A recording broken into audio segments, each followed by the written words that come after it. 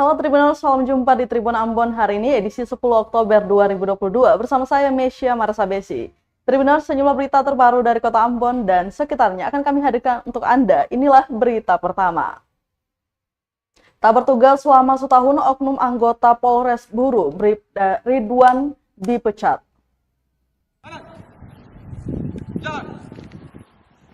Ini senjadi banget. Gerak! Balik kanan. Gerak! Luruskan. Yakni disersi pelanggaran meninggalkan tugasnya lebih dari Oknum anggota Polres Buru Bribda Ridwan Fernatubun dipecat dari kepolisian lantaran dirinya telah meninggalkan tugas kedinasannya selama 1 tahun. Upacara pemecatan tidak dengan hormat atau PTDH berlangsung di halaman Mapolres Buru, dipimpin Kapolres Buru AKBP Egya Febri Kusumawiyatmaja, Senin 10 Oktober 2022 pagi tadi. Pemecatan oknum polisi Bribda Ridwan Fernatubun itu ditandai dengan pemberian tanda silang pada fotonya, pertanda bahwa bersangkutan sudah tidak lagi menjadi personil Polri. AKBP Egya Febri Kusumawiyatmaja mengatakan tingkat kepercayaan publik kepada Polri sedang mengalami penurunan drastis dari angka 70% menjadi 54% dari Agustus 2022. Hal ini terjadi karena banyak peristiwa dan banyak permasalahan disebabkan perilaku daripada anggota Polri itu sendiri. Dirinya mengungkapkan untuk mengembalikan public trust atau kepercayaan masyarakat, maka Polri harus membuat berbagai langkah pembenahan. Salah satunya adalah perbaikan internal dengan memberikan motivasi-motivasi berupa panis maupun reward. Egya menyebutkan anggota yang sudah tidak lagi ingin menjadi anggota Polri dan melakukan perbuatan melanggar kode etik Polri, maka sanksinya PTDH. PTDH ini telah ditinjau melalui beberapa aspek, yaitu asas kepastian yang menitik beratkan kepada kepastian terhadap anggota yang melakukan pelanggaran, sehingga statusnya jelas. Selanjutnya, distributif kemanfaatan, yaitu telah dipertimbangkan seberapa besar manfaatnya bagi organisasi dan anggota Polri yang diberikan hukuman. meninggalkan tugasnya lebih dari 3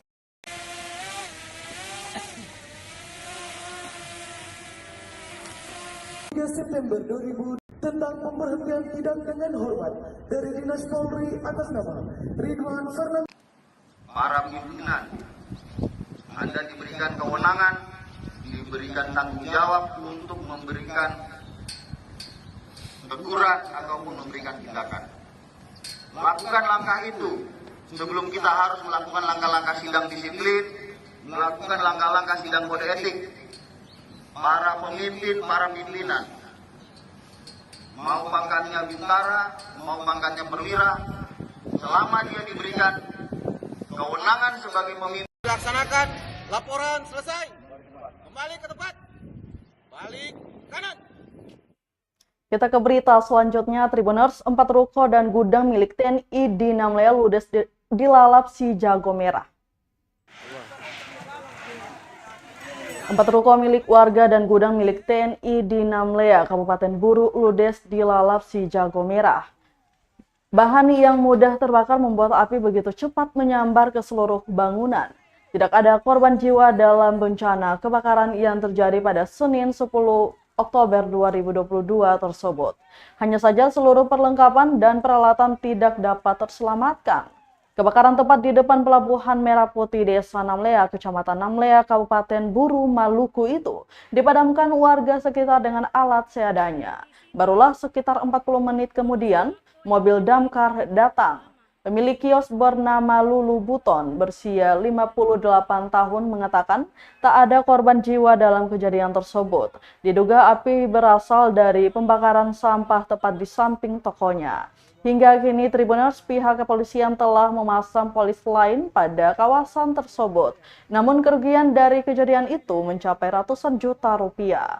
Untuk bangunan yang terbakar diantaranya 1 unit kios semi permanen milik Lulu Buton, 1 unit toko konter semi permanen milik Parmin, 2 unit toko sembako semi permanen milik Jais rusak berat, serta 1 bangunan gudang milik Kodim 15066 Lea terbakar bagian depan sehingga mengalami rusak ringan.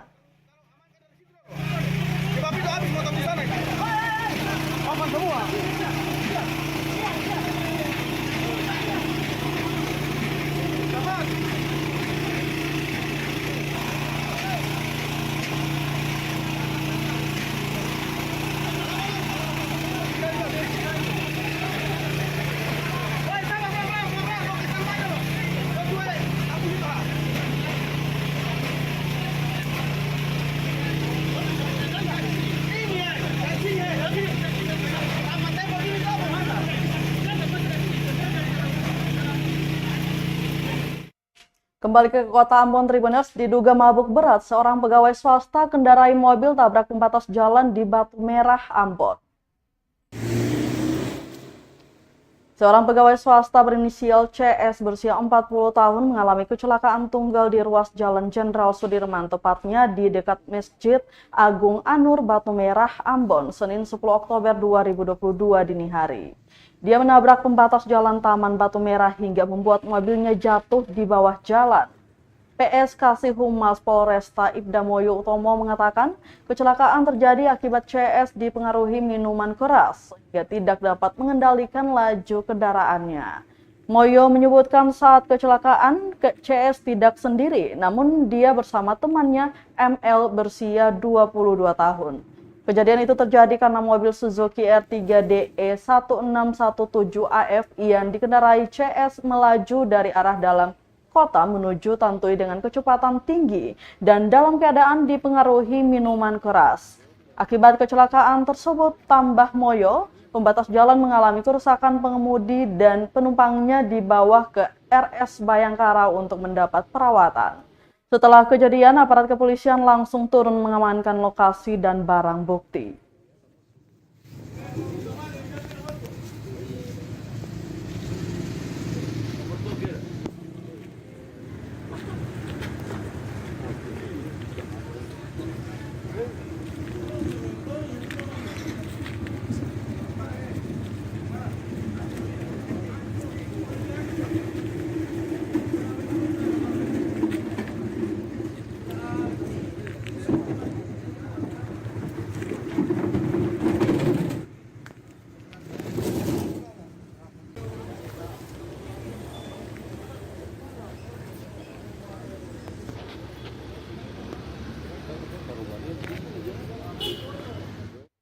Tribuners, kecelakaan di Tugu Trikora Ambon, pagar tugu dan mobil rusak, tak ada korban jiwa.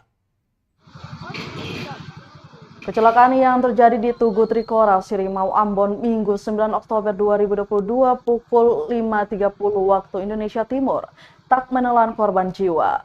Peristiwa itu mengakibatkan mobil Suzuki R3 dengan nomor kendaraan DE1021 AF ringsek setelah menabrak Tugu Trikora. Kronologis kejadian diduga pengendara mengantuk hingga kehilangan kendali dan menabrak Taman Tugu Trikora. Hal ini disampaikan langsung oleh Kompol Senja Pratama saat dihubungi oleh tribunambon.com. Lanjutnya, kecelakaan ini masih diselidiki karena sopir hingga saat ini belum dapat dimintai keterangan. Senja menambahkan dari keterangan saksi anggota Samapta yang bertugas di Tugu Trikora menyatakan pengemudi mobil bergerak dari arah Korem hendak menuju ke arah PGSD Pohon Pule.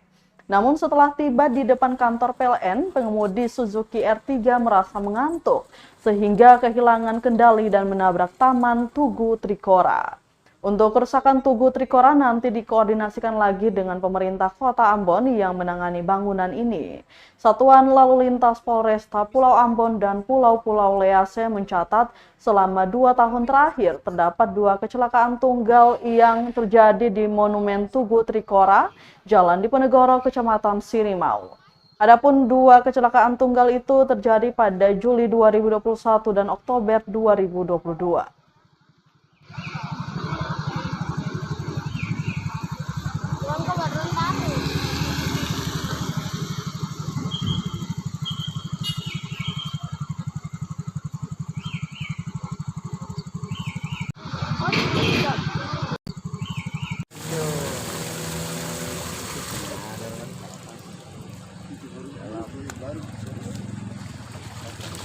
proyek-proyek. Kita ke berita lainnya, Tribuners, pasca musim penghujan terdapat 169 lubang jalan dari Galala hingga Tulehu. Tingginya intensitas curah hujan di Maluku dalam 3 bulan terakhir berdampak besar terhadap tingkat kerusakan infrastruktur jalan raya. Pantauan tribunambon.com Senin 10 Oktober 2022.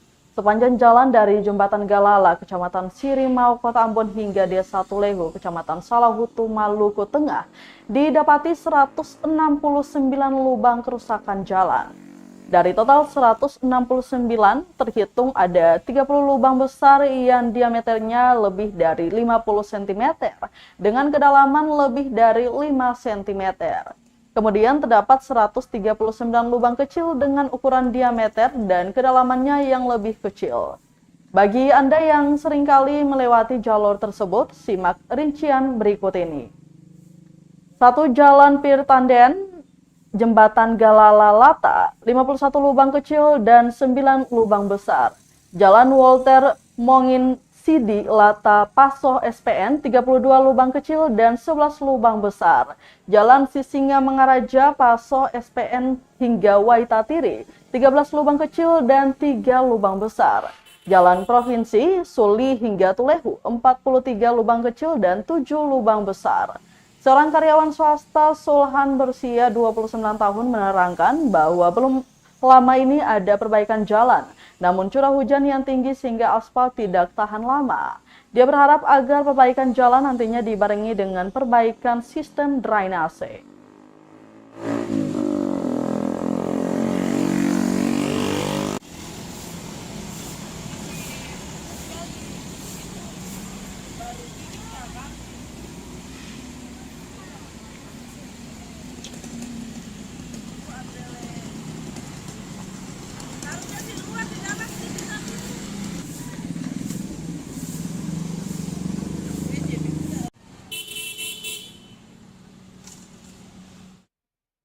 BKSDA Maluku gagalkan penyelundupan 10 burung kakatua yang hendak dikirim ke Ambon.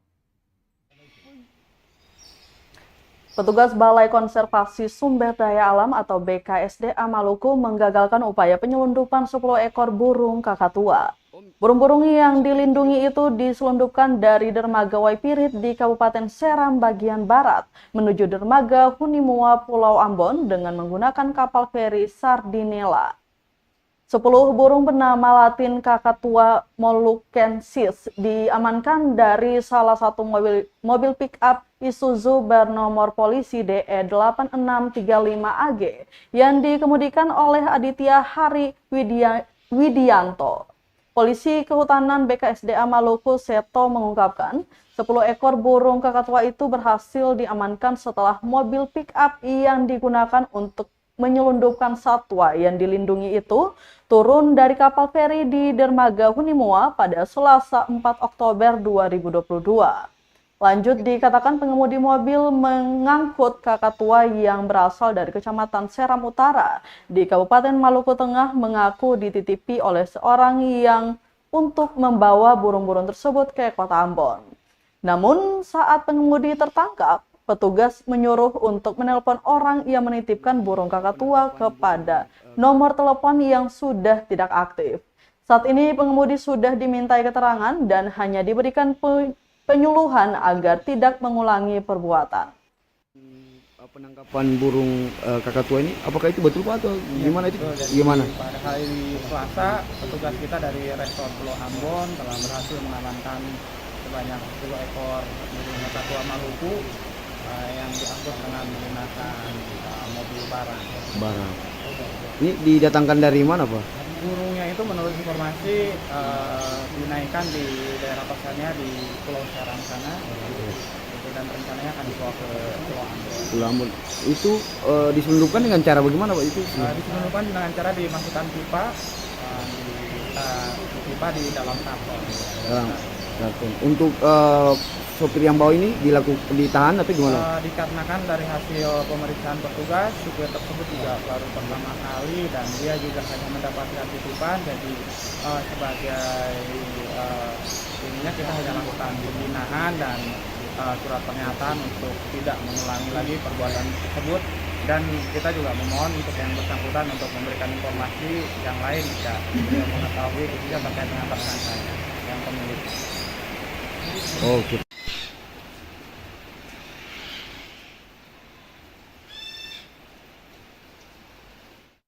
Kita ke berita terakhir, Tribuners. Maluku terima bansos 583 juta rupiah dari Kemensos RI. Provinsi Maluku menerima bantuan sosial atau bansos senilai 583.449.000 dari Kementerian Sosial atau Kemensos RI Senin 10 Oktober 2022. Bansos 583 juta itu terdiri dari beras sebanyak 20 ton dengan nilai 215 juta rupiah, kearifan lokal sebanyak 2 lokasi untuk Kabupaten Maluku Tenggara, santunan sebesar 115 juta kepada korban konflik sosial sebanyak 14 orang di Kabupaten Maluku Tengah, serta kursi roda untuk 5 penerima manfaat atau PM dan tongkat adaptif untuk 42 PM. Penyerahan bansos tersebut secara simbolis oleh Ketua Komisi 8 DPR RI Ashabul Kahfi di kantor Gubernur Maluku. Kahfi menegaskan bansos tersebut diberikan bukan untuk memelihara warga kurang mampu, namun bertujuan memberdayakan masyarakat. Dia pun berharap pemerintah daerah bisa mengelola bansos agar tepat sasaran. Sementara itu, Sekretaris Ditjen Rehabilitasi Sosial Salahuddin Yahya mengatakan Kemensos terus melakukan upaya peningkatan kualitas maupun kuantitas bantuan, termasuk bagi daerah rentan gesekan sosial seperti di Maluku. Selain bansos dari Kemensos, juga diberikan bantuan DAK non-fisik Dana Perlindungan Perempuan dan Anak tahun 2022 untuk 3 kabupaten kota di Maluku sebesar 1 miliar rupiah, serta untuk tahun 2023 sebesar 3 miliar rupiah bagi 6 kabupaten kota di Maluku. Tak hanya pemberian bansos, DPR RI sekaligus kunjungan kerja reses berkaitan dengan fungsi penyelenggaraan keagamaan, penyaluran bantuan sosial, pemberdayaan perempuan dan perlindungan anak, serta kesiapsiagaan bencana di Maluku.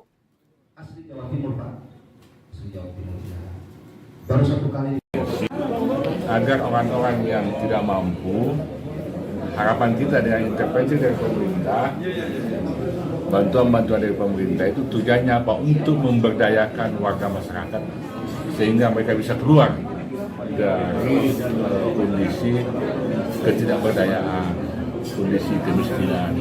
Itu sebenarnya tujuan dari bantuan-bantuan. Jadi bantuan-bantuan dari pemerintah itu bukan untuk memelihara orang miskin, tetapi untuk mensupport dengan harapan dengan bantuan-bantuan ini suatu waktu mereka bisa berdaya dan bisa mandiri. Selama ini sudah berlangsung dari Januari sampai lalu ada program baru yang dikembangkan di Kementerian Sosial, namanya YAPI. Program YAPI itu program yatim atensi yatim piatu. Diberikan bantuan kepada yatim, kepada piatu dan kepada yatim. Kemudian ada bantuan juga namanya PENA.